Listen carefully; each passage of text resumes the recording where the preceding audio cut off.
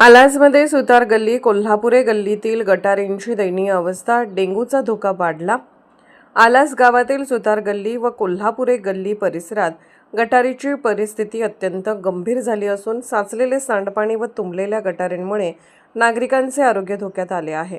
गटारीतले पाणी पुढे न जात असल्यामुळे मोठ्या प्रमाणावर ढासांची उत्पत्ती होत असून परिसरात डेंग्यूसारख्या आजारांचा धोका वाढत आहे। स्थानिक नागरिकांच्या म्हणण्यानुसार या भागातील गटारी अनेक ठिकाणी पूर्णपणे तुंबलेल्या आहेत। फक्त गटारीतील घाण काढून प्रश्न सुटणार नसून गटारींची रचना आणि वाहतुकीचा मार्ग व्यवस्थित करणे गरजेचे आहे। मात्र याकडे ग्रामपंचायत प्रशासनाने अद्यापही गांभीर्याने लक्ष दिलेले नाही। हा प्रश्न तत्कालीन सरपंच ग्रामसेवकांच्या निदर्शनास अनेकदा आणूनही ठोस कारवाई होत नसल्याची नाराजी ग्रामस्थांनी व्यक्त केली आहे। ग्रामपंचायत कर्मचाऱ्यांकडे गटारी स्वच्छ करण्यासाठी आवश्यक साधनेही नसल्याने अनेक ठिकाणी हातानेच घाण काढण्याची वेळ येत आहे। त्यामुळे अस्वच्छतेकडे गॅस्ट्रो, डेंग्यूसारख्या गंभीर आजारांचा धोका वाढण्याची शक्यता आहे।